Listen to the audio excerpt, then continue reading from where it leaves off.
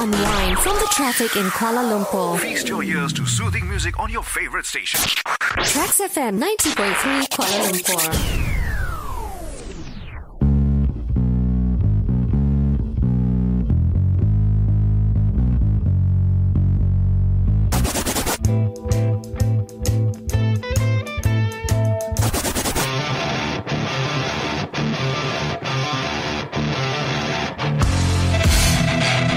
Buzz brings you the best musicians, singers, and lyricists of the Malaysian indie scene. We also look at some of the best creative minds that Malaysia has to offer. All this and more on The Buzz every Saturday from 3:15 p.m. till 3:45 p.m. on Music Saturday. Join us right here on TRAXXfm. Hey, we've got Sound of Kites in the studios over here. It's Shahid. We'd like to welcome you to the studios of TRAXXfm. Hello. How are you doing, man? I'm doing fine. Fantastic. You look like you're doing fine as well. And your music's something else as well. Oh. And we're going to get them to listen to one of your songs first over here. Sure. And we're going to be playing, I think, Eternally Bare Feet. Okay. All right, we'll start with that. Look at that title, folks. Eternally Bare Feet. When we come back, think about questions you might be asking him, and then we're going to get those questions answered, all right? That's coming up in a bit from now. Sounds of Kites in the studios of TRAXXfm. Eternally Bare Feet. It's not every day we get somebody come by over here and tells us that's his song over there. Now, what was on your mind when you wrote that? Well, okay, I'll talk to you about the title. Uh-huh. The title itself came about when I was watching this movie. Mm. In this movie, the brother was explaining how he sees the sister, right? He was explaining how the sister is very carefree. And then he explains it in just that one phrase. She is eternally bare feet. She's eternally bare feet. Yes. And what did he mean about her when he said that? Carefree. She has no worry Oh, I in the world. see. Okay, bare feet, like she's free. Free as anything else. And that struck you and it stuck to you. Yes, correct. And then I reflected that back to myself. Mm-hmm. And then I was actually thinking about my wife. Okay. It's actually a love song. Right. And it was actually the point in time where I had that epiphanous moment that I realized that I want to get married. I'm ready to get married. Okay. Yeah. I always go around asking all my friends, hey, you're married, right? So what was that point in life that you realized that you want to get married? You are ready to get married. So I had no answer. Okay. Right? So then that movie and then made me realize that, it has no meaning. I mean, it doesn't have a structured answer. It's all depend on the person. Right. So when you got married, did you sing her that song? Oh, she knows about the song. She loves the song, does she? Knows about the song. We used that song for our wedding video. Oh, lovely. So you put that in your... Oh, wow. Yeah, there you go. But the demo version, not the demo Okay, version. okay. This guy is, you look at him and you don't think he is going to present you anything like that at all, right? I would imagine somebody who plays bass, like, what's that guy in Red Hot Chili Peppers, Flea? What's his name? Flea. Yeah. I mean, I would imagine somebody who wants to do a song like that, hey, you, and stuff like that would be somebody like Flea. Here's this guy over here, looks like a GQ model. Yeah. And he surprises us with, he's married too. Yeah. Right? So there you go. Okay. Are you jealous you don't look like a GQ model right now? No. I came to terms with myself a long time ago. Yeah, me really. too. Me There you too. go. Okay. Now, Sound of Kites. Right. Why Sound of Kites? How Sound of Kites? Okay. So the term Sounds of Kites started... I think, Sounds of Kites, yeah? It's double S. It's Okay. Double plural. I was at a park in Subang Jaya where I grew up. I was there with one of my good friend, Hasif. All right. Hi, We were Hasif. Yeah. So we were there. We were just minding our own business. And then I saw this uncle. And then with the uncle were his grandchildren, right? And It's not really your uncle, right? No, not my uncle. It was just typical Malaysian uncle, right? Stranger uncle. But I call him the mini clubman uncle because he has like 1960. Wow. By the park, right? So anyway, so he was there and he was holding this kite, and the grandchildren were just following him around, right? Okay. And then I was just paying attention, and then the kids, they made all sorts of noises. Like how children make noises when they want something, right? That joy. Right. And I was just watching them, and the kite flew. And like, mind you, right, this park is a very close park with high trees surrounding it. Okay. And I was like, how is that happening? There's no wind. Right. And the kite flew, right? And then I wanted a phrase to coin that so that I will remember it forever. And I just coined it Sounds of Kites. It's not about the kite per se. It's about that memory that I have. Okay. Yeah. That moment. That moment that I have. So you just captured it and that's it. Yes. That was the yes. title of your... And you've been making music for how long already? Since 2015. 2015, okay. 2015. Initially, when I first gigged on stage, I did not use Sounds of Kites. I used my own name. Right. But then I realized that it did not fit the music that I want to bring about. Okay. Right? I needed something else. And at that point in time, that phrase Sounds of Kites just came out probably like 2 months before. I can't remember. And then the next gig and the one after that, moving forward, I started using Sounds of Kites. Right. Yeah. Well, this is nice, KG. Every week you get us a band or a performer or somebody who comes in here, and we're being exposed to a lot of things that we don't know our own Malaysians are doing. Yeah, absolutely. Right? Absolutely. And they're rocking it, I tell you. Yeah, I mean, look at that song earlier. I don't think there's any other Malaysian song that sounds like that. Yeah. Especially vocal-wise. Yeah. Way to go. A lot, very gutsy. I mean, Thank you, man. A lot of people might think that, hey, you should stick to the usual the formula. normal stuff that you hear everywhere. Jing, jing, jing, jing, jing, jing, jing, jing, chorus, jing, jing, jing, jing, But you're not. You dare go and take that road over there. I wouldn't say it like I dare to go down that road. It's just something that I'm more comfortable with. You're more comfortable with. Yeah. Okay. Yeah. Right. So you put your foot in it and you just go for it, right? Yeah, exactly. Right. Do it first and get into trouble. All right. So that's one of your pieces. Do you sound like that on all your pieces? My recent pieces, yes. Earlier ones, I sang with a higher pitch. Okay. Like, you know how when you grow older, you tend to Growl, know the bitterness of life more. Ooh. Okay. Now that stung deep. Oh no, man, no, I don't mean that way. Yeah. Right. So and you sing about the bitterness, or you sing about there's still beauty in between that bitterness? Well, anything that goes. Anything that goes. Like Italian Bare Feet was about that epiphanous moment. Right. Other songs represent different kind of emotions that I feel at the point in time when I wrote them. And you write with guitar? Yes, I write with guitar. I only know how to play the guitar. Okay. I tried playing the piano. It's like not working The out. piano played you, right? After that, yeah. So, okay, how old were you when you picked up the guitar? Quite late, 19 actually. 19? 19, Okay. yes, really. Because like funny story is, growing up, I actually hated the guitar. Because my dad, he's a multi-instrumentalist. Wow. Like, I would go home from high school and I would hear him play the sax. And then I guess because being a rebel in my teen years, right?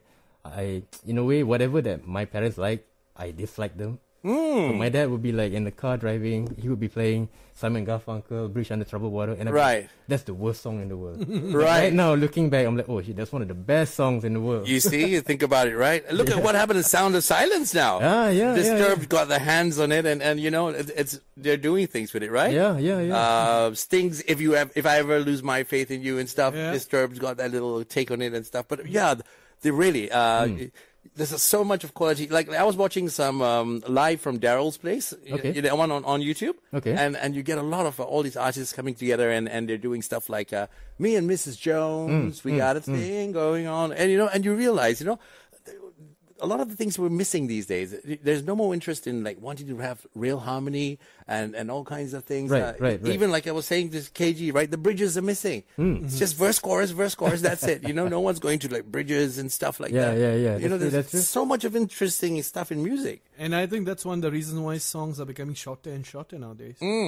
Which is sad for me. Well, if it's a Justin Bieber song, I don't mind. You can just start you're and a end Bieber at the. fan, huh? You're a Bieber fan. I hate. Sorry. I can't say that, but I'll just say, if a Bieber song is playing, I won't be in the studio. Yeah, but it hardly or it never plays when I'm on. Okay. No, Sorry, Bieber fans. No, you know what to trick him with. He knows his songs in and out, man. It's super tough to Right. Greenman. Oh man, not Bieber anyway. Okay, The Fool Inside the Light. We have that one over here, and we've got so many more questions to ask you. Yeah, absolutely. And you're a one-man show when you perform. Yes, that's right. And do you go on? What's your appearance like when you're on stage? Jeans, t-shirt, and I try to wear a jacket outside. That's it. Yeah. So you just got that classy look and stuff. Still Yeah, that, you got yeah. that GQ look, right? This guy's like the Otto of our, like here. Yep. I mean, right. I tried going for the Abercrombie and Fitch, but that wouldn't work anywhere in Malaysia. Right? Well, you got the GQ thing going down quite well, man. Right? So all on stage. Okay. So we're going to listen to The Fool Inside the Light. Tell us a little bit about this and what to expect. Okay, so the song is a very slow number, but people say it's repetitive in a good way, and I like to think so as well. It brings about a sort of relief at the end. Yes. Okay. Well, think about the Beatles. Love me do. You know I love you, right? Don't tell me that's not repetitive, right? There And you they were go. the biggest stars of all time. See? That's right. Except for BTS, maybe. I don't know. I want to talk about your dad's saxophone, too. Oh.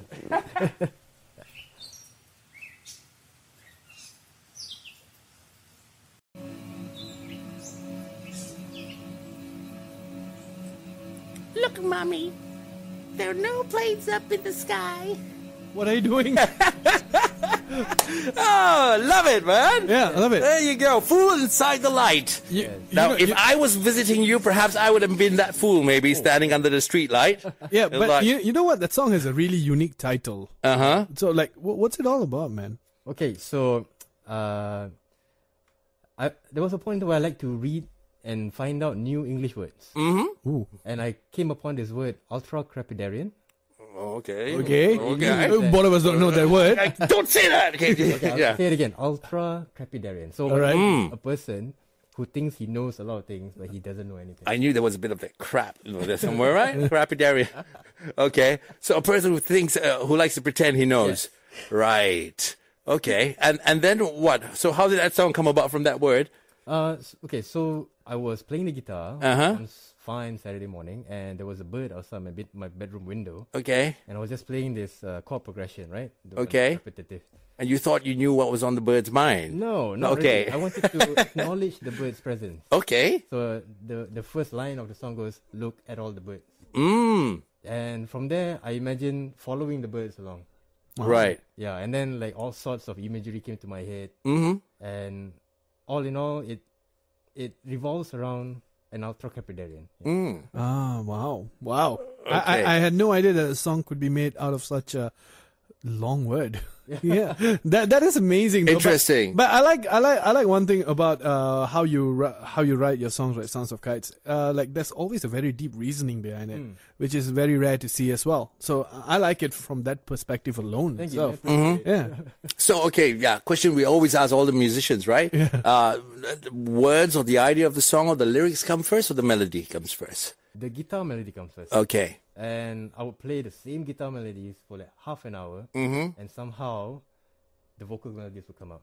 Would you close your eyes when you're playing it and just drift away and nobody can disturb you at that time? Sometimes, yeah. That's why I love Saturday mornings. Saturday mornings, my dad would be like buying. I mean, this was before I got married, right? My dad would be buying breakfast downstairs, and I would wake up.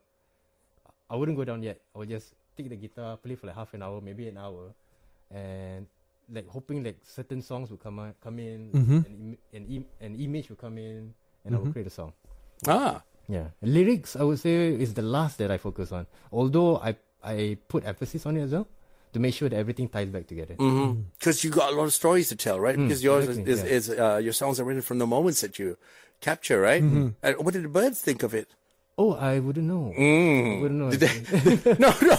No, come on, dude. KG, he gave me that look, it's like, hey, dude, he did say that, he was talking to the birds, right? And Greenman loves animals, so I the want to moment know- you mention animals to him, Right. he would focus on those animals. So Right. trust me, man. So the cat picture on this monitor, Quite possibly him. Right. Quite possibly him. okay, I have a little cat, right? This cat's called Black Sabbath, and it's a little okay. it's a little kitten. It's a little kitten. It's a black kitten. It came on a Sunday, so I called him Black Right, Sabbath, right, and right. it also Very goes with the band. And when you put him on the shoulder, Right. he goes. He's got that purring, that Yeah. like a motorboat. right. Do all cats do that? I think when they are uncomfortable, they do. Uncomfortable. You made your cat uncomfortable, Greenman. Nobody's on my shoulder walking all the way. Trying to He's find going a like way that. down. Yeah. Yeah, but You know what? We're going to focus back on the music right now, not Cat. No, I was wondering if he could come up with a song about that. Yes, you know? that was actually the question I was going for. Right. Like your inspiration, right? Like how you got your name, right? The Sounds of Kites, from watching someone flying kites and what propelled that kite, the kite upwards, and also for your song, the earlier one. You mentioned that's all about the epiphanous moment of that time, and also the fool inside the light. Now that was because you were looking at birds and you were thinking about what would they be thinking, and how do you acknowledge them? Like, is it very often that you come into moments like this where you find inspiration like this makes a song? I do have those moments, but whether it actually leads me to a complete song, that's another question. Do you have a lot of incomplete songs? Oh, I do, man. I do. Incomplete songs? Yeah, thank you. Incomplete songs, yes. Yeah, I do. Not on this phone, but my previous phone. Like, you go through the thousands and thousands of audio clips. Wow. Yeah, like even when I go back, I'm like, how did I play this? I have no idea. I can't remember how I play it. Right. So your music influences come from your parents, and you say your dad plays saxophone. Yes. But you've always rebelled against the kind of music that they had and stuff. So so when I was 16, I remember I told my dad, Ayah, Syed nak belajar main drums. And he said no. Because like being a self-taught musician, that he wanted me to learn to play any instrument I want by myself. But being 16, I had no money except for the 2 ringgit 50 cents I get for canteen. So, I thought, okay, that was a dead end. And then I went to matriculation when I was 18 years old. And my roommate had a guitar. Oh, okay. Yeah, so in matriculation, we're not allowed to go out until, except for certain times of the week, right? Yeah. So I would just like pick up the guitar, and then a neighbor would come in and hey, let me teach you a song. I remember the first song I learned on the guitar was "Kiss Me" by Sixpence None the Richer. Wow. I know most people would learn Nirvana, Right. but I never got into Nirvana. Mine was Sixpence None the Richer, "Kiss Me," right? Right. Yeah. So yeah, it started from there. Then I guess it developed. I went home. Then I asked my dad for a spare guitar, so he gave one of his guitar, and I played every night until my sister got angry at me. Right. So imagine if he gave you the drums, man. Oh. That's just the guitar, and you're... It wouldn't take many nights, lah. Correct? It wouldn't take many nights. Yeah. So you learned the guitar also self-taught, and you do pick up, like, sometimes you get a friend or somebody comes by and jam with you and Yes, stuff exactly, like that. So when you get somebody to jam with you, how many pieces do you go through? 2-piece, 3-piece? Oh, I actually Full piece band? no. I mean, to be honest, I've only jammed once in my life with a drummer. Right. Yeah, most of the time it's just me and probably like another guitarist. But apart from that, it's just always me in the bedroom. Yeah. Right. So a lot of self-practice, which Yes, is amazing. How do you find the discipline to do it? Because I know you have like a really, really hectic day job as well. How do you find the time to do What's he all do of it? during the day? He's a banker. I'm a Oh, banker wow. by day, Okay. yes. Okay. So, one thing that I like about my role in the bank is that I don't have any paperwork. Oh, wow. Lovely. Yeah, Lovely. so like 6 o'clock. Oh, I can leave home without thinking about what happened today. Right. Is it because your role doesn't have the thing, or you're the laziest worker? No, because mine is very market driven. Okay. Yeah, so outside the market, there's nothing we can do except probably research, but we can do that alone. Oh, interesting. Okay. So at night I could go out gigs. I could focus on music. I could write music. Right. So when you're playing a gig, right? Okay, you would normally get a band. Some bands would come out there, and maybe a slow build up at the start, ding, ding, ding, ding, ding, ding, and then they go, ding, ding, ding, ding, they'll go on, and people can dance and stuff like that. But people who dance to your kind of music have got to be like, they'll be doing some kind of like, whoa, like you're in your own world. Anybody who would be dancing, right, for that kind of a tune, and to move around like that, right? It's not something that you find like disco going on, like no, right? I think for his music, right, it's more like an envelope, right? It envelopes you and you just fall deep into it. Yeah, for me, when I first listened to Sounds of Kites, I felt like the music envelopes me. Rather than, you listen to music and you feel it inside you. Yeah. This one, it envelopes you. Yeah, if you're not the person who has that calm in you, it's not going to happen for you. Oh, I didn't know that. So, right? Does that mean I'm calm? Correct. Oh. You got to have that sort of like calm in you. Otherwise, you're not going to sit down quiet and listen to it. You're going to be like... You know, you right. wanna go. No, but he's telling you something different. Yeah, absolutely. He's expressing himself in a different way. Yeah, And- lovely. Yeah, thanks. Man. I think Yeah, that's daring, bro. I think we are looking into this way too much rather than letting him tell us. So tell us about your Who's this guy again? during your gig, right? What's your average gig like? Like, what do you do? Oh, so if the gig, let's say it's like a 40 minutes to an hour, I would bring probably 3 guitars and probably like a sampler, and my suitcase kick drum. Ah, Yeah, so because I'm a one-man band, right? And I have all this idea to insert in the songs, but I'm limited, right? All right. I can't have like big drum fills, definitely not. But I make do with the limitation that I have. So I have a suitcase kick drum that I self-made, and the sample like I think the next song, or maybe the one after, Ipoh Infinity, Ipoh Infinity. you hear like a sample that I recorded, Right. So I like to have all the sounds in my gig, wherever I can, yeah. So you loop them and stuff. Yes. All right. Yes. You record track by track and you do that. Yes. Wow, interesting. How many voices have you put down in one go the most? Oh, one go, one track, or Your whole masterpiece. probably 5, 6. Probably How many different kinds of instruments would you put in? And what would be your instruments that you put in? Oh, mostly guitars. Yeah, guitars and the suitcase kick. Yeah. Okay. Shakers and stuff like No, that? not at all. No. Not at all. Because whatever. Did you do? I would love to have that, but then again, I don't want to produce an album that I cannot replicate when I perform live. Yeah, correct. Because I feel like I'll be cheating whoever's watching the audience. Yeah, and I'll be cheating myself because I know in my mind that sound will be ringing, but I can't produce it in any way because being human, I don't have like limbs, right? I don't have like spider arms. Yeah. Wow. I wonder if That's an another operation. song already. He opens his mouth, he goes spider arms, and his head is going like, oh, that's going to be a song title now. Right? So if for instance, right, like you already got this whole wonderful new voice sound that, for me personally, it sounds very, very unique and very new for me. Thank you. Because I rarely listen to songs like this. Like I told you earlier, I'm a metalhead by nature, but when I listen to this, I feel very calm. Would you delve into other genres to expand your horizons for music? Oh, I would love to try. Believe it or not, I would love to try R&B. Oh, wow. Yeah, because I was in I took up a songwriting class by Ami Jahari. He's with Pondok Seni.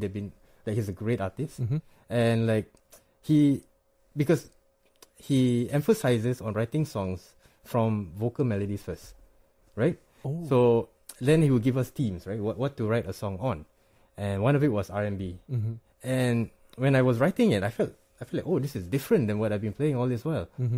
And I would love to challenge myself to try it one day. But Amazing. probably not produce a whole album based on R&B, but maybe have some R&B element into it. That'd be interesting. Yeah. R&B into this, because it's got a Chris Rea sounding part a little bit. You listen to Chris Rea sometimes? No, I don't. Not really? Shall I dig up some Chris Rea over here? Talk to him while I play some. We can definitely play Chris Rea right after. Yeah, you've got this kind of feel going on over there, and Alright. and then you were talking about people like Simon and Garfunkel and Yeah. stuff, and some of the greatest vocalists also together. It's like, look at their songs and the way they perform together and stuff, dude. If I had a band and Simon and Garfunkel walk in there, I'll run out, man. It's like, you listen to the way they harmonize and the way the they charisma that they have do. between each other. Yeah, a lot of bands are lazy. They don't want to practice that. They don't want to do that, But you guys, the new generation out there are you're cooking it, man. Oh, right. And you're cooking a lot of things that people never thought would be. And I'm so happy that you're all going and doing different things. Every band that's coming in is Has doing, got different things. it's got, and you're not like coming in and everybody's got the same thing, Right. brown gal in the ring, tra la la la la. No, it's not the same thing coming on every week, It's like, and that's great, man. That's great. You know, I think a lot of people in the industry, we've said it before, we should say it again. If you're in the music industry, it's about time you Pay attention to these guys over here, because you know these guys are doing things which I tell you, if you close your eyes, you won't know they're local. I mean, I can honestly say there's not been a Sounds of Kites kind of music before this. All right. The kind of singing that you're doing. And I don't think there's going to be one for a very long time after this as well, right here in Malaysia. Because this is very unique to me. Right. When I first heard it. So promoters and all that, what are you waiting for? Absolutely. Come on. Book this man. Yeah. I'll give you my number. Right? That's his voice. Okay. That's the singing voice right there. What do you think is hampering? What do you think is Dampening the. what's industry. making it hard for you to perform out there, to be more, how do you say, Well known. more noticed and stuff like that? What's making it hard? Well, I can think of two things. Well, being a solo artist, I feel like it's harder to get recognition because they would think solo artist is more like a busker. In Malaysia, like whenever I talk to anyone that I play music, right, they would think, oh, you're a busker. The first thing that comes to them is that I'm a busker. Nothing wrong with being a busker. But what I'm saying is there's a lot more other avenue of music in Malaysia, apart from being a busker, apart from playing covers. So that's the stigma that singer-songwriters have to live with, for one. Another one would be the fact that if we don't play the formula, we don't play according to the formula, then we will not be... Of the players in the industry. Yes. So that's why I feel like it's important that the indie musicians, we stick true to what we actually want, like what to our craft, right? Because if we don't, then everything will just be the same commodity, and we will all lose out. Yes, absolutely. Right? So if you go to just say an entertainment outlet and you're watching a band, right? Would you like to see a band that's performing, the same old covers every week after week, or would you like to see a band that's expanding its horizons and definitely going the latter, into different stuff? Definitely right? the latter, yeah. That's what I mean. Look at these guys, I mean, I would love to hear new songs because any old song, you can find it anywhere right now. Right. There's so many. There's thousands of covers of Nirvana. There's thousands of covers of Led Zeppelin. And I was looking even further back, Eric Clapton, Wonderful Tonight. Yeah, there's even covers of those. Yeah. There's covers of just about anything from the 60s, right, till today. So I think it's about time that we start listening to new types of music as well. New songs, like I think someone said that every love song has already been written. I don't believe that's true. I think there's always ways of looking in it because everybody's unique. You have a unique way of looking into certain, elements or all of that. So I believe that there's also some uniqueness still not found. So Right. I would love to see what our Malaysian music artists they can do with that. Right? Mom and Din was tweeting about you earlier. Said you were coming by and stuff like that. Oh, yeah. A good buddy with you? Yeah. Very good buddy. He's one of the few that I actually feel comfortable meeting at a music venue. All right. But the thing about me and Momin is that at the start we had a bit of a rivalry. Well, that's the way good friends. We were like these two Malay boys about the same age. Like trying to make a name for ourselves. Like what is he doing? Right. But eventually, we all sat down in one couch and we, like, hey, you wanna sip of this drink? I did not put drugs in it. Yeah, we'll just nod to that. Yeah. No drugs in the drink. Okay, Right. go on. Yeah, so ever since then we became close. Yeah, even closer now. Like we just met him this morning. Oh Wow. wow. Yeah. Yeah. That's nice. Yeah, I mean, like, look at that, right? Momin's got a unique style of approach to the music here. Yeah. Right? And then you've got a great approach as well. Yeah. I think, like, in the future, we could see even better things coming from the both of you. And what are we going to get from you in the future? Well, in the... Besides an invitation to your house for the next Raya. Oh, right. That's coming up next week, Greenman. invited. Yes. All right. I'm doing a physical album launch. Wow. This June the 3rd in Arada Mansara, Angguk Studio. Okay. I haven't announced it, but this will be the announcement itself. All right. Fantastic. Yeah. So that's happening. It'll be interesting. I'll try to have a projector and try to visualize whatever image I have on the projector itself. Apart from that, I'm doing a bit of tour afterwards. Singapore in either August or September, and Peninsular Malaysia before that. Wow. But everything not set in stone yet. Once it once everything is, then you can find me. You can look it up on my Instagram or website. Right. What do you hope to do with your music and for people? Oh, for the people, I would like for the songs to be the tunes that they go back to. You know, like growing up, if I had a breakup, I would go to a certain song, right? If I want to have a pick me up, I'll go to a certain song. Linkin Park all the way. Linkin Park, yeah, for sure, Right. for sure. Right. So I would like, like to have that sort of impact on someone else's life. Correct. Actually, yeah. So if you play a song about a breakup, would your song be an angry song or a happy song? Oh, it depends on how I see the breakup itself. I've Right. never written a breakup song so far. Right. I never get, musicians who when they break up with somebody and they sing all those nasty things about the person and Right, stuff. You should never do that. It's like, that's somebody who cared for you and you cared for that person too. Yeah. Things didn't work out, that's all. Yeah. You don't have to hate that person for that, Exactly. right? Yeah. As long as it's not like Johnny Depp and Amber Heard, everything's all right. Okay, you got your guitar here? Yes, Yes, he does. Wow. What guitar is it? Oh, right. What guitar are you playing, man? There you go. So this is Oh, the it's one. lovely. My dream guitar. This is a folk guitar. Right. Got it off Mark Wallman. He's from Guitarle. Oh, Mark Wallman. He recently had a sale. Yeah. Yes. So I went there and I told him I want a folk guitar, one of my dream guitars. So he sold me this one. It's pre-owned, Right. but I love the sound that comes out of It it. looks amazing. Yeah. Lovely. And if you want to sing, when you sing, you can definitely take off your mask. Oh, right, okay. Right. Better for projection, yeah? Yes. So shall I play a tune? Yes, I've been please. projecting, if you noticed. Okay. All right. I'll be playing you this one called Kamikaze Kid. It's in the album as well. All right. Kamikaze Kid. One. All right. Nice. Nice. There you go. You know what I like? It's just like, okay, I feel like stopping here and then just stop. It's like, yeah. Wow, that was amazing. Oof. Okay, so we don't have much time with you left over here. We've got time to play Epo Infinity. Okay. Very quickly, what's that about? So Epo Infinity is this idea that we live in a loop, and it can be detrimental or it can be something good. Yeah, so that's what. Right? Yeah. So you got to take action and get out of that.